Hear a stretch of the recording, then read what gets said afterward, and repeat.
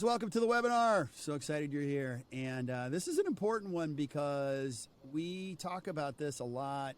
If you're a dental practice owner, you know how important this is. You have to help everybody use the right verbal skills because, wait, Jenny, you taught me this, language matters, right? Language matters. It's so important. And practicing and being intentional about mastering verbal skills, working on them, it's really important. And I'm super excited to share some pearls with the community today, give you maybe some actionable items. It's going to be fun.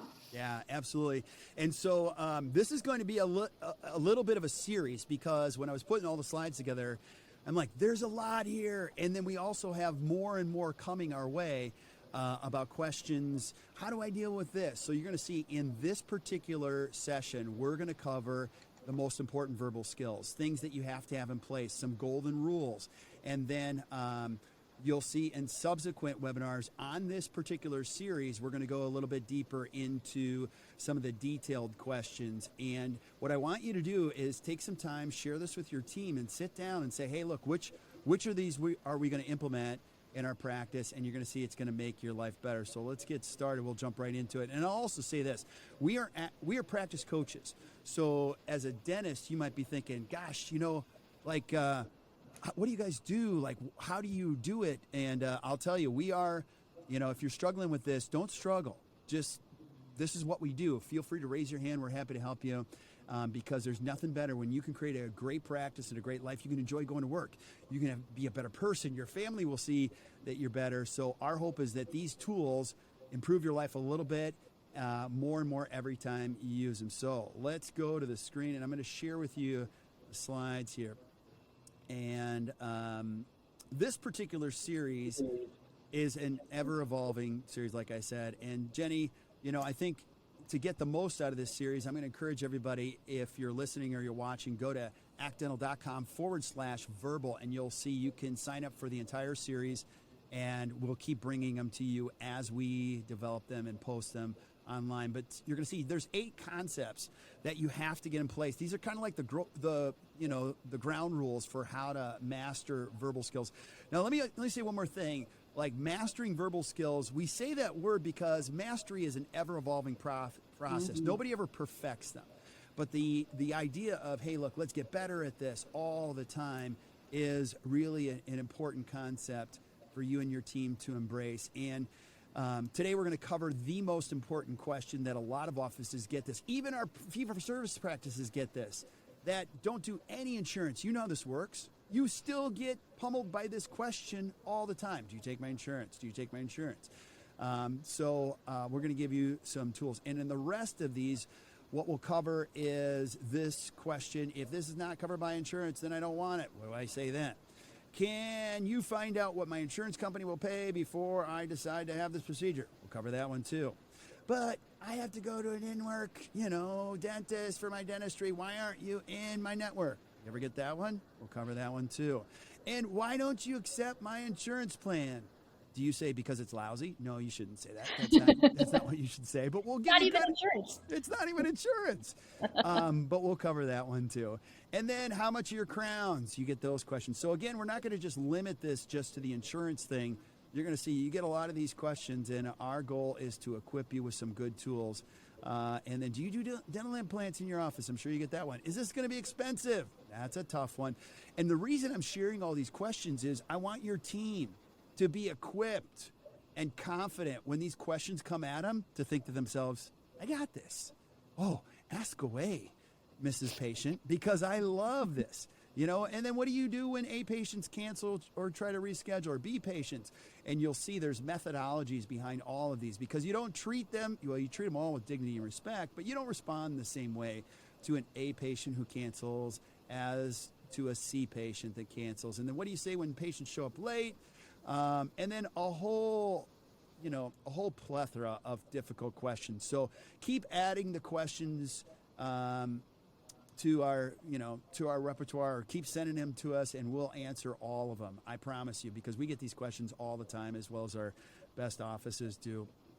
And you'll see in the upcoming series, we're going to answer all of them. And again, the series is actdental.com/verbal, B-A-L. So let's get into the 8 concepts. And Jenni, I want you to help me with this. But the first concept that we're going to use all webinar long, all day long, all week long, all year long is E minus R. Always. Now, this is a concept you can use. It's a framework you can use for everything. It's E minus R equals C. It's expectations minus reality equals conflict. I use it in every lecture, every presentation, all the time. The more clear we can be with our communication, the more we can avoid conflict from unclear expectations. Remember, anytime you experience conflict, there's a gap between expectations and reality. The bigger the gap, the bigger the conflict. Jenni, how important is this in a dental practice? Oh my gosh, it is the most important concept. As a coach, it's where we begin with teams. It's important in how we communicate with each other. It's important in how we communicate with our patients. The things we do and the things we say, when, like you said, when they aren't in alignment, that's when conflict ensues. So, I mean, I use this in my life, right? I mean, this is literally the most foundational concept that if you can really embrace this and learn, how can I make the expectations that I'm setting up for my team members, for my patients, and the reality of what they experience be in alignment, man, will your days be better? Absolutely. Absolutely. So that's one of those things we want you to use all the time in that respect. And key concept number 2 is language does matter. When your team uses the correct words during the right times, it fosters connection and trust. So talk about this. And Jenni, one of the things I should probably say about you is not only you're an amazing coach for us, but you also help run a practice with, 19 or 20 people out in Denver. So you know how important this concept is, right? This is one of my favorite things. I say this to you all the time. I say this to my team and the teams that I coach. Language really does matter. Yeah. The words that we say, the words that we use carry weight. The tone that we use, it carries weight. How we say things, how we lean in, what we say and how we say it matters. So I want you to choose your words wisely. A really easy example here is when we think about the words confirming and reminding. I coach all my teams, the team that I work in. We never confirm an appointment. We actually tell patients we consider appointments confirmed when they are made. We will give you a reminder call, because if I'm calling to confirm the day before, that means it's not already set in stone, right? Two words that have big difference on their impact. So an actionable item that's great for teams is sit down around a table and come up with a say this, not that document. What are some of the words that we want to say in the office that build connection, that build trust, that build value? And what are some of the ones that we want to avoid, right? Docs all know about the difference between a shot and a little injection, right? If I tell a kid I'm giving them a shot, they're going to be bouncing out of the chair a little bit. Then, hey, I'm just going to have a little poke here, right? Yeah. Same thing, big impact. It's huge. So as you can see, this is important stuff. And then concept number 3 is not only you want the connection, but you're going to build value. So one part is the relationship piece, which is the most important part to your practice. But then you're also going to interpret value for people. You notice this when you go to a restaurant. They don't just say, hey, do you want our steak? They're going to tell you a little bit more about it. And when the language is crafted really well, it builds value for their experience and the relationship side of things on that side. So value is critical. Yeah, I like teams to share their sizzle about how great the office is, how great the doctors are, and what their experience is going to be, right? Building on this one, Kirk, would you rather pay a bill or make an investment? Ooh, that's a good question. There's no question I'd rather make an investment, because an investment, implies a return. And my hope is this. Now, if you're already listening, you're like, okay, I get it. If you have somebody that's really good on the phone, I want them to be so good at the language, I want them thinking, damn, this is going to be expensive. I don't want everybody talking to your office thinking, well, it's going to be cheap. No, my friends. I want them to already be thinking, gosh, they're good. Like, she's good. This is probably going to be expensive. And we want you to be different. Absolutely. And in a day and age where everybody's sounding the same. You have to find a way that the uniqueness shines in the way that you communicate. And principle or concept number 4 is you don't get good at answers. While we're going to give you answers, our job is to equip you with answers and all the tools. The more important concept here is to get good at questions. We tell people all the time, the question is the answer. The better you get at the question, the more you're going to be able to create intimacy with patients and trust. And this is a big challenge in a lot of offices, right, Jenny? This is a tough one, yeah. And I mean, I say this to people, and it's a concept that can be kind of like, oh my gosh, I'd never thought about that. But the person that is asking the questions is actually the person that's in control of the conversation. So I want you to get really good at asking questions, but asking the right type of questions, which are open-ended questions. I never want you to be asking things that can be answered with a simple yes or a no, because this is how we learn about people. And even if you can just begin with embracing some simple open-ended questions, tell me more. Yep. What do you value? What are your expectations? You're going to learn so much about the patient in your chair or the person on the other end of that phone that you're going to have a jump start to build value and to establish relationships. So get good at asking questions. Amen. Amen. And sometimes patients don't really know what to ask. When you're directly, answering questions, a lot of times you're given the wrong answer. You're being literal about the question because there's always a question behind the question. You see this with your kids. They'll ask you a question, you go, okay, wait a minute, why are you asking that question? And what they're really sometimes asking is, are you really going to take care of me, and can I trust you? You want to let people know that they are important to you. Do you know what I mean? More so than the actual question itself. And then, Jenny, I've heard you say this so many times, people have these receptors up all the time. Tell us about that. So we want to know if we're safe, right? So as human beings, we want to know if we're in a safe place. That's our reptilian brain, our amygdala. It's constantly scanning our environment to say what's going on around me. And by listening to people and asking good questions, we let them know, hey, you can trust me. You can trust me here. Absolutely. And we're always doing this. Our brains are always scanning. So I think my brain is scanning all the time for that. You just have a feeling. A lot of times you don't even hear what people are saying. You just it's a feeling that you have in your brain sometimes. And then concept number 5 is, focus on becoming a better listener. So one thing is asking questions. You can get good at questions, but I want you to really get good at becoming a better listener than trying to be a better talker or communicator. So my hope is, we always want you to be able to use the right language, but the listening component is so important because people are going to leave very important, slight information, and it makes you that much more connected to them so that when you can really hear what they're saying.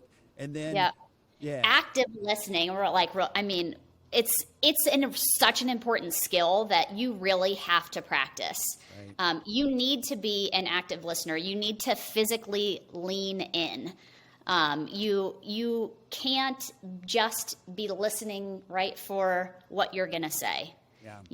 You need to listen for what the patient is saying, which we are here to now, number 5. Amen. So, and then listen to understand. So listening to the clues, the details, that's one piece. And then as you mature and as you master these things, you're going to start to go to the next layer, which is really understand what they're saying, how they're saying it, why they're saying it, and then not to respond. Covey said this, that the brilliance of the world is between stimulus and response, and it truly is. I mean, people that are really great, communicators, they know how to pause in between the stimulus and response. They're calmer. This as a dentist. You become a better leader.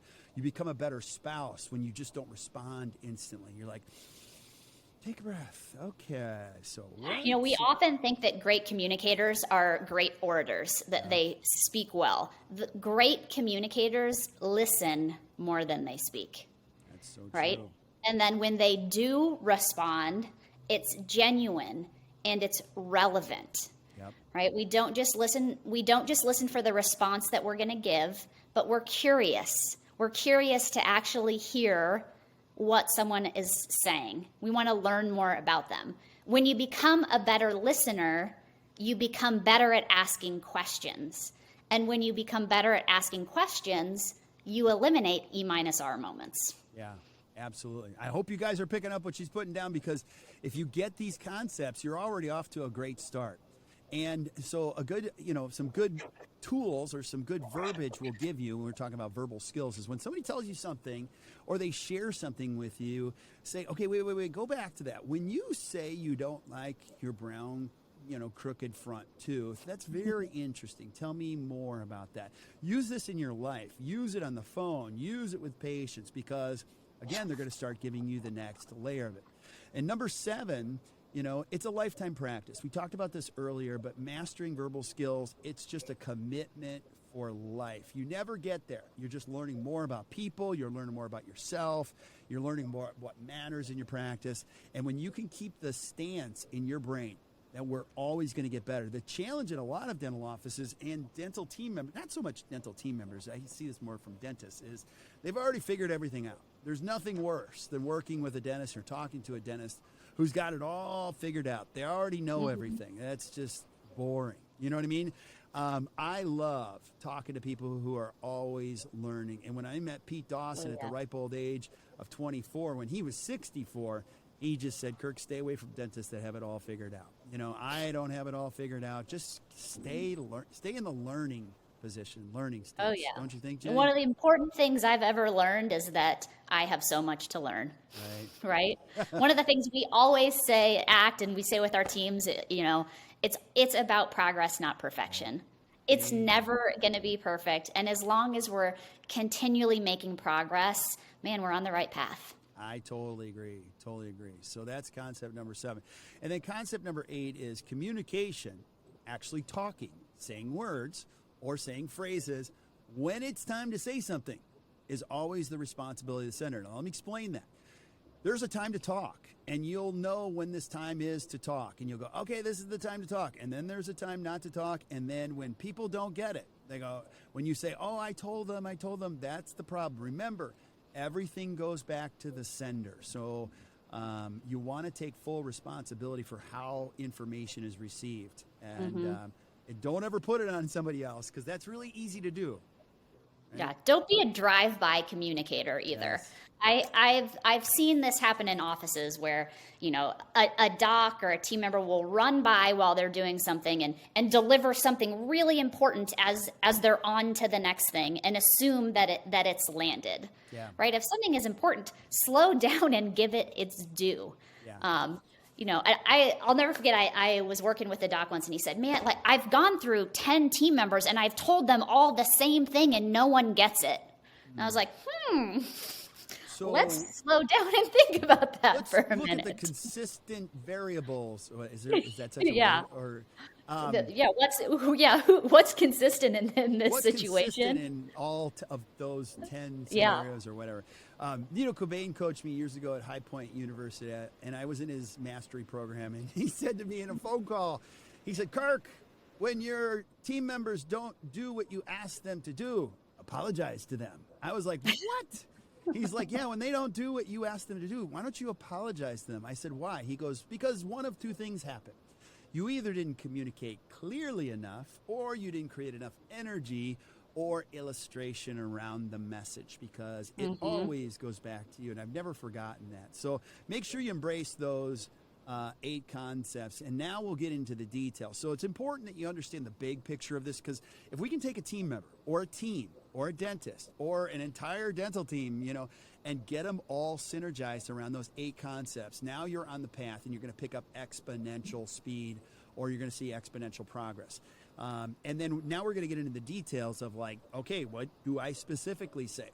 And I'm going to say this before I actually share with you what to say. Remember, every obstacle that comes at you, I don't care if it's the biggest obstacle in the world, they're opportunities in disguise. I like to think of them as a boulder. So when somebody gives you the boulder of do you take my insurance?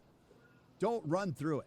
Or don't say, we don't accept insurance. We submit it and you have to fill it out. And then don't even say that. Just take the big boulder that anyone gives you. How much are your crowns? You don't answer that question. You take the boulder, which is potentially an obstacle, and you go, thank you so much for asking that. And you put the boulder aside. They teach this in great sales courses, how to deal with objections or challenges, because people are going to come at you right away. Sometimes people call you and you don't even know their name. How much your crowns? You're like, oh, whoa, slow down. So we're going to give you a couple things to think about. But remember, every obstacle is an opportunity. And so take the obstacle and softly set it to the side for now. And the other thing I would say is just be easy to do business with. Sometimes offices get too dogmatic. They've gone to all this training. And so the dogma kind of catches up with them. No, everyone's got to go through a comprehensive exam. I put a face bow on every patient the second they come in. I'm being a little facetious at that, but you know where I'm going with that. There's nothing better than being successful and easy to do business with. Remember that. Be successful and be easy to talk to. Be successful and easy to work with. And so make it easy for people to get in your office. And so when a patient comes up to the front and goes, you know what, I love what you guys do, but my husband really needs to come in and see you, but he doesn't like dentists. Don't just use what we've shared with you already. If I was working your front desk, here's what I'd say. Oh, Mrs. Jones, thank you for sharing that. But when you say your husband really doesn't, really needs to come and see us, but he's reluctant to do so because he doesn't like visiting dental offices, I understand. Or help me understand. We don't usually do this, but I'm going to invite your husband to come in to the office free of charge for a screening examination. It's a brief exam that can be conducted in my private office. Doesn't have to even sit in a dental chair. You just want an opportunity to meet these people. Now, you don't have to say exactly this, but the point is this. Slow it down. Make it easy for people to come see you, because I hope if you're watching this, you want to think to yourself, if we can get them here, they're going to stay. Is that right thinking, Jenny? Yeah, right. I mean, if you value what you do, which if you're listening to this, right, you value your practice, you value your team, you're learning, you want to grow, patients will see that and will value it too, right? So, take a deep breath, slow down, and realize we've got this, right? How can I create some safety? How can I eliminate barriers and eliminate roadblocks to get patients into the office? Because once they get in there, they're going to feel how different, how special, how amazing it is. And they're going to want to stay, and they're going to want to send more people just like them to your practice. Yeah, absolutely. And just like Jenny said earlier, creating a say this, not that, or an FAQ, take a screenshot of any of this stuff and start building your own, mastering verbal skills list of things. Now, I'm not a big fan of scripts, but the truth of it is that team members need something to go on. They need some swim lanes, some guidance on how they could possibly respond. Ultimately, they got to use their own verbiage, their own language, and their own heart when they're communicating with people. But I think it's a really important thing as a dentist, if you own a practice, to build an FAQ or say this, don't say that. Now, let's get into the biggest question, which is, do you take my insurance? Now, Jenny, every office gets this question, right? This is, you don't just get off of insurance like, oh, I wrote the last letter and now I'm fee for service and now I'm free of this question. Not true. You're going to get this question for the rest of your career. You guys get it all the time in your office, right? Yeah, absolutely. So when you get this question, which you will, I want you to remember the patient is asking because they have paid for their insurance and they want to use it, and that's fine and that's great. I have insurance, and when I go to an office, I want to use it, so don't get upset. I want you to take a breath, put the boulder aside, and respond positively. We always want to respond with a yes. I might be fee for service and out of network, but do I accept insurance? Yes, I do. But the first thing that I'm going to do is I'm going to try to find out a little bit more about you. Mrs. Jones, that's a great question. I'd love to get to that. Right? But if I haven't gotten your name first, right, maybe I'm going to start with that. Oh my gosh, great question. Do you mind if I find out who I'm speaking with? I'd love to know the name of who I'm talking with. I'm Jenny. Great to meet you. Yeah. I'm turning it around, right? I'm building value and putting that aside, and I'll come back to it once I've got a foundation built. Yeah. Now, again, what Jenny's saying is critically important. You know, the yes thing is, remember, no is a conversation killer. Anytime you tell me a no, you can just hear that no. We're pretty much, you don't want to mislead patients. You're going to tell them the truth. Don't ever do that, because there's a lot of companies out there that tell you to mislead patients, just get them in the door. No, I'm not saying that at all. We're going to be crystal clear with patients. But you can see when you can phrase everything, it doesn't mean you accept it as full payment. You're not saying that. Say, do you take my insurance? You've got to find a way that they ultimately hear, yes, this is an agreeable office. And we'll walk you through these details a little bit. And chances are patients are not 100% clear about how their plan works. And I would say this, there aren't chances. I would tell you every patient is not 100% clear. They don't even have a clue of which questions to ask. And so, do you take my insurance is just, some of you, I've seen you guys, we have these forms and you're like, oh, it's a rebate. They're thinking the same thing sometimes. Like, I got this thing that I got to use, and I got to find an office that I can use it at because I got to get some things done. And instead of answering, no, first pause.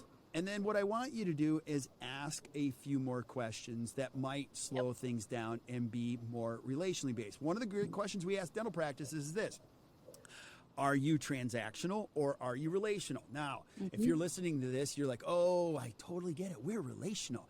No, when I come to your office, there's transactions and processes happening everywhere. I can tell it's relational when people are looking up. They're slowing down. They're leaning in. They're asking great questions. And while you might not participate directly, you have to be insurance friendly as an office. And like Jenny said, the answer is always yes for the most part. We never tell patients what we can't do. We only tell them what we can do. Don't spend hours and hours and hours telling patients what you don't do. Instead, tell them what you can do. So again, back to the critical question. Do you take my insurance? Like I'm saying it in a mean way, but you get it. First things first. It's all about the relationships. Slow down, start right. Let me say that one again. Slow down, start right. I believe dental offices in the United States could do so much better if they just slowed down. You agree, Jenny? I do. And I feel bad. I'm leading you with these questions. No, taking a breath is important, right? Yeah. Like, pause, take a breath, and smile. Just get yourself in the right mind frame. And I want you to remember, if you're a team member listening to this, or you're a doc listening to this, as an admin team member, we answer 100 phone calls a day, maybe more, right? The patient on the other end makes one. Right. So let's not hurry through it and be annoyed with the conversation. Let's slow down and listen and connect to the other person on the end of the phone that doesn't know what to ask because they've only made one phone call. Yeah, you brought up something I didn't even create a slide for, or didn't even think we were going to talk about, but you use the word annoyed. Now, first things first, if you have a team member up front whose their primary responsibility is to connect with people on the phone and they're annoyed by the phone ringing, you want to pay attention to that. That's probably not a good thing in your office. You want somebody who's like, oh, I love talking to people. I love it. They might be in the wrong seat. Yeah, they might be in the wrong seat, so put them somewhere else. And just like we've been pointing to for this whole webinar, never start with an answer. Train your brain. Train your brain to start with a question. So one of the questions you might start with is, when anyone throws a big boulder at you, this is my favorite. When somebody throws a big boulder at me and I'm just meeting them for the first time, I love that question. And you have to say it authentically. And my hope is that you've had enough practice with the question. You could say, thank you so much for asking that question, because I want you to know something. You're talking to the right person. I get that question a lot, and I love my patients. But can I ask you a question first? Every patient's going to say this. Sure. Would you mind sharing with me your name, or sharing your name with me? I always love getting to know the people I get a chance to speak with. And they'll go, my name is Joe. And you'll go, hi, Joe. Don't you agree? Like, it just slows the tone down. What you do screams if you care or you don't care. And Yep. so when you ask people's names, you're screaming, we're a relationship-based practice. Yep. Another really important thing about this one is, right, I mean, the sweetest sound in the world to anyone is their name. Totally. And you want to hear people's names and use them, right? We want to hear our names, and I want you to use it because it means you listen to me, you hear me. I'm building safety. A little tip I have, right? We are so hurried, and admin team members know there's so many distractions, and we're multitasking, and I'm not really listening when I pick up that phone and I ask someone's name.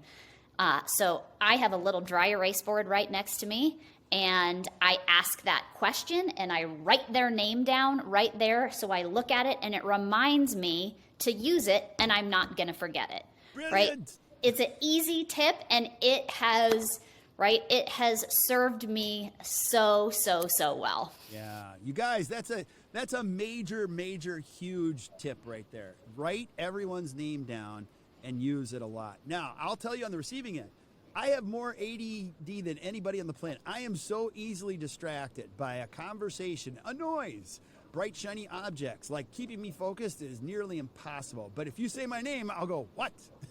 Yep. Kirk, Yes. what? It refocuses my brain. I'm like, what? I guess somebody's talking to me. So, and using it carefully, intentionally will bring people's focus back. And they'll also think to themselves, man, this Jenni person, she's into the details. Like, she understands how important this stuff is. I want people to call your office and go, she's good. Like, she's really good. That person you got on your phone. Okay, here's an acid test. I hope your team members get so good at phone skills that patients say, you should give that Jenni a raise because she's good. That's when you know it's working. When you're getting compliments on team members, that's when it's working. If you're not getting compliments right now, people are trying to communicate with you. Even when they're not communicating with you, they're still communicating with you. Like, it's really, really important. So one of my favorite things to see is when a patient walks in for the first time and they're meeting a team member that they have met on the phone and they're excited to meet them. that is Right? so- Oh, it was so great to talk to you. It's so good to meet you in person. I love to experience that. Yeah, you're not going anywhere else as a patient if you're experiencing that. And here's what I would also say. The opportunities are huge, and so few people take the time to get really good at verbal skills.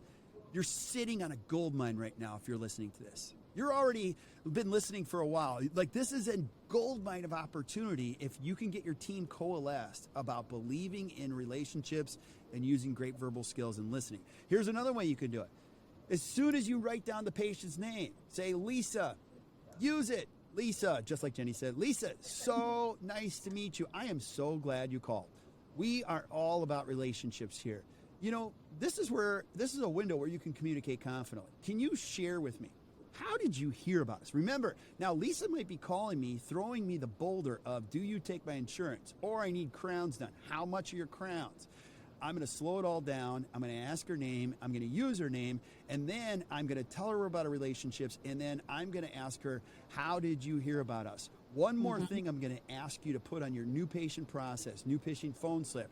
I don't care. Well, I'm going to encourage you to have it on a system or a phone slip. But you got to ask 2 questions at some point, somehow, some way, anyway. Now, you don't have to ask it this way, but you got to ask it. Why us? Why now? Why us is a little easy question because a lot of team members ask this. Why us? Why'd you choose us? There's a lot of offices. Some of you have 7 different dentists on the same corner. Why did you choose us? Because they're going to tell you why they chose you.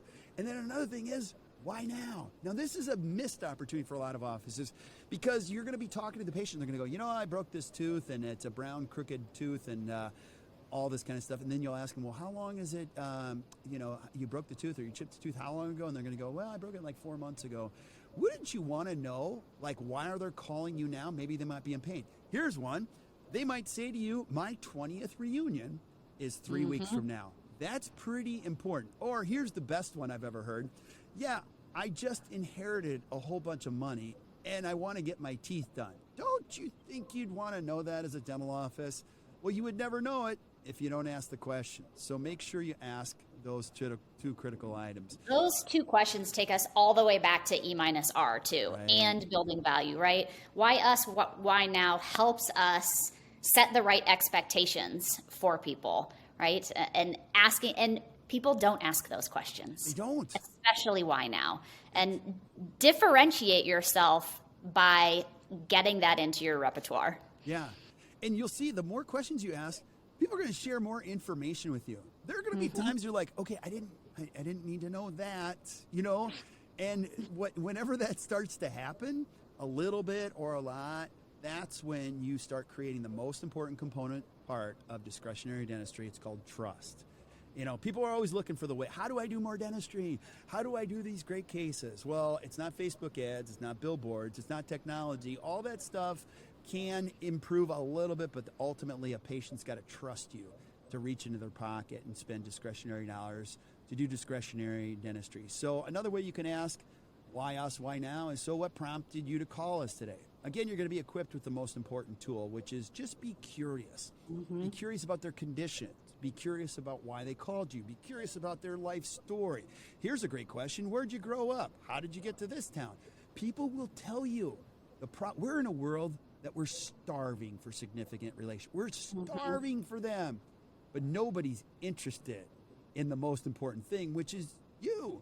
Remember, everyone's favorite subject is one thing, themselves. What's their second favorite subject? Themselves. What's their third favorite subject? Themselves. So maybe their dog. Maybe their dog or their kids. You know, sometimes they'll talk about their kids, but like great communicators and great listeners are the most curious people you'll ever meet.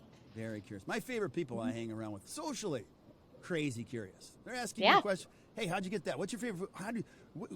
Did you get? I saw you at the coffee shop. Like what? You're just engaged.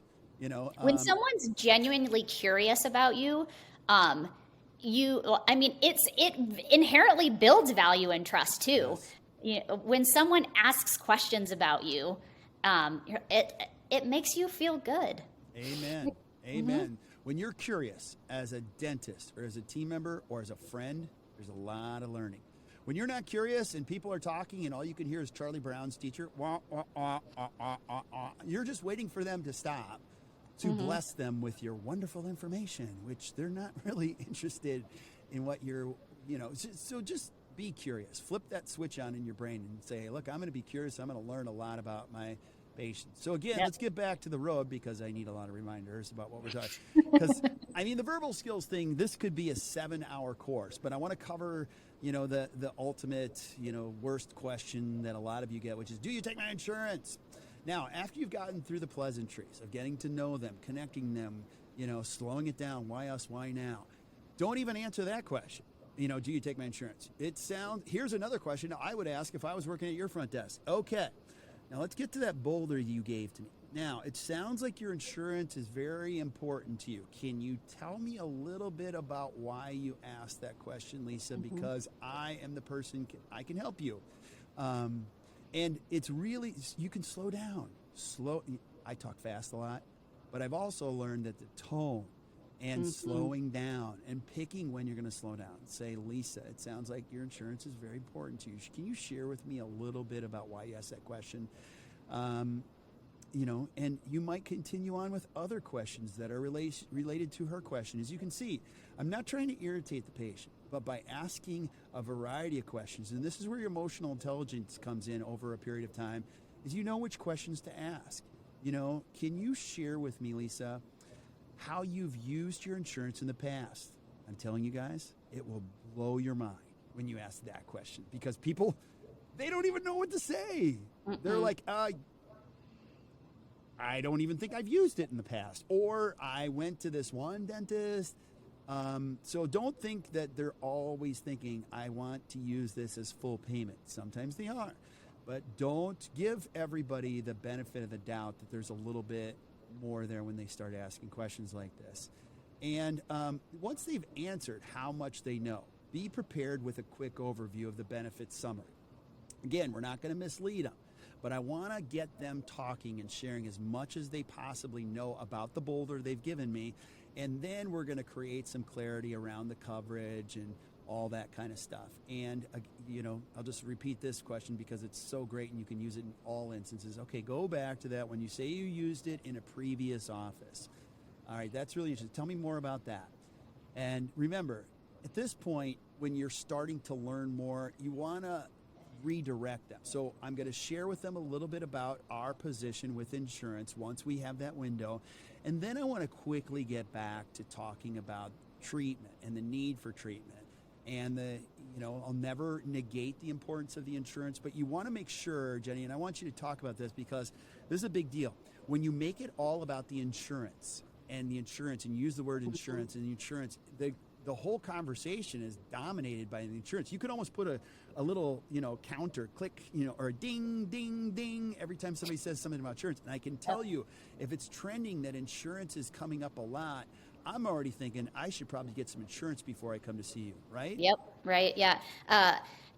This is such a true statement across the board, but patients will follow where you lead them. Right. And if I am leading them and prompting them with a million questions and a million things about insurance, which also I would like you to strike the word insurance. We call them benefits, not insurance, because look at that, ding, right? ding, ding. That's another big. It's your dental benefits. Yeah, we say benefits. We don't say insurance. But what is the most important thing? Is the most important thing that you provide your patients with relationships and care and treatment that they need to obtain optimal oral health, or is the most important thing that you do what their insurance will cover? Right? So, answer that question for yourself. What's more important? What will be paid for or optimal health? Yeah, right? That is so key. Capture what Jenni just said right there. I now have to change my slides. So get rid of the word insurance. And it reminds me of a story. I went to an office in New York, and this doctor had been through some very high levels at advanced continuing education. And he was getting ready to drop the last couple pieces of an insurance provider that he was participating in. And he's like, it drives me crazy. I can't stand it. Well, I sat at the front, and I listened to the wonderful person at the front say the word insurance probably 7 or 8 times. And so I was like, okay, I've only been here like an hour. I can tell you one of the fundamental problems is we have to start redirecting people and using great verbal skills so that we can make connection. Again, language matters. Also, the more you make insurance the issue, which we've already talked about, the more the patient makes the issue. And conversely, the less, it's a very good ratio. So in that particular office that we ended up coaching, one of the first things that we did was start taking the word insurance out of the question and start using it less. Well, guess what, guys? They are completely off of insurance now, and they are completely fee for service. And they would also tell you, you never stop learning about verbal skills. Now, this is the time you kick it into high gear is when you start getting off of it. So with the insurance conversation, we want you to confidently be able to say, yes, we work with your insurance carriers. We will be more than happy to help you. We're going to help you maximize your benefits and get through that part of the conversation and move on to the value of what you can provide for them in the office. Yeah, absolutely. And the point of sharing all this is we want to equip you with a lot of things. You don't have to just say, I don't want you to watch this webinar, or I want your team to listen to this podcast or whatever and try to use all of these. You're going to pick a few of these, and we're going to give you a whole bunch of them, different dimensions, different ways to say them, and redirect the conversation back to why they called in the first place. And so one of the things you can say is, yes, we do work with a lot of insurance companies or carriers, if that's true. And I'll be more than happy to share with you how your insurance works in our office or your benefits. I love how Jenni just redirect. But before we get into discussing any of those policies, I always want to get to know my patients a little bit better so that I can better assist you. And another way that you can put this into your conversation is we want to help you maximize all of your benefits. And we also do not want to be controlled by insurance companies. Now, this is a little bit further down the line if people are just continuously badgering you about the insurance, nor the benefit packages that they offer. Pause. Your insurance is a contract between you and your employers and the insurance company. We are not a party to the contract. Now, again, this is where you as a team have to decide where this fits, if it fits in your language. And another thing you might want to say, and again, I just want to give you a lot to think about, is I understand you have several insurance questions, and I'll be more than happy to assist you. But before we get into that, would it be okay if I asked you a couple of questions? Remember, why us, why now? What's important to you in finding a new dentist? I know you're looking for a new dental home. What's important to you at one of those dental offices that you're looking for? Like, what are you looking for? And you could find a couple different ways to say that. And have you used your insurance in previous offices? Or is there anything else? This is one of my favorite questions is there anything else you would like to share with me so I can make this experience really great for you? Or here's another way to say the same question. Is there anything else you would like for us to know about you so that we can better assist you? It's amazing what people will offer up. They'll go, yes, I'm a world champion Frisbee player. Or, I mean, it's so cool because they'll share things that I'm like, yes, one thing that I think you should know. And they might share health concerns or whatever. But give yourself the space to learn a little bit more. People tell me all times, like, I don't have time for this. I hear that often, right? I don't have time for these questions. And I said, you absolutely have time for this because you always have time for relationships, Absolutely. right? We always have time to ask these questions. Yeah, absolutely. And I don't know who teaches this, but I would love to go toe-to-toe with them and compare data. The more time you spend on the phone, I would argue, the more people buy. And I think you'll find big businesses have figured that out a long time ago, and that's why they have call centers. And when you call somebody that you spend a lot of money with, they're not like, come on, I got to get you off the phone. No, they're going to stay on the phone as long as they possibly can because they know, and they've been trained, that the longer you spend on the phone. Now, I'm not asking you to spend hours and hours and hours and hours, but don't be so quick to do the whole 3-minute thing, get them off the phone, you're going to learn a lot, and you're also going to build value. And I would argue that your new patient value amount or the amount of dentistry that people actually sign up for in your office will exponentially grow with the better questions. Now, another one that I absolutely love, and I got this from a practice in Minnesota that we coach, and I love how they say this. They say, Lisa, one of the things I want to share with you is that we are an unrestricted provider. And let me share with you what that means, which means we do what is best for all of our patients every time. We don't let the insurance companies decide what's best for our patients. We do the right thing every time for our patients. And so, yes, you can use your insurance here. What I will tell you is it may cover all or a portion, or it may cover nothing of the treatment that you and the doctor discuss. We just don't know that yet.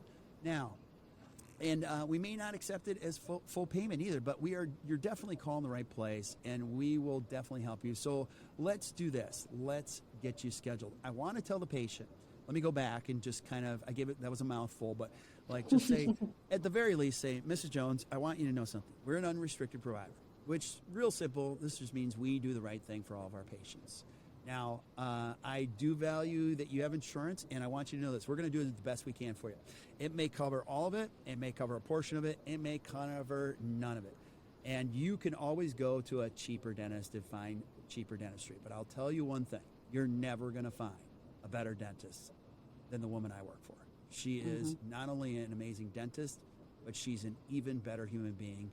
So let's do this. Let's get you scheduled for an appointment.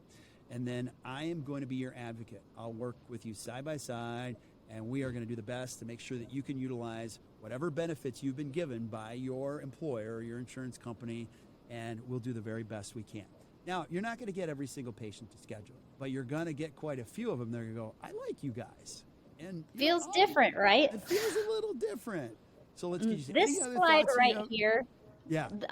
So this is like one of two places in the office where I actually want you to strike question asking from your verbal skill set. Right. I never want you to ask a patient if they would like to schedule. Bam. And I never want you to ask a patient if they would like to pay. It's the two places in the office to never ask a question, because why? Patients will follow where we lead them. Let's get you scheduled. Right? I've got 2 times. Which works best? That's the only question you're allowed to ask. Which of these 2 times works best for you? Okay, if you're taking notes at home, that is critical. You got to write that down. There's a key piece to the relationship that you transition. No more questions. And it's when you're asking people to schedule and asking them to pay. And actually, you're not even asking them. You're telling them that we're going to get you scheduled. You know, you want to assume. Now, remember, you guys, You might be like, oh, you don't want to get pushed. No, they're calling you. You're not cold calling everyone in your community trying to see if they want to schedule. They're trying to get in your office. They called you.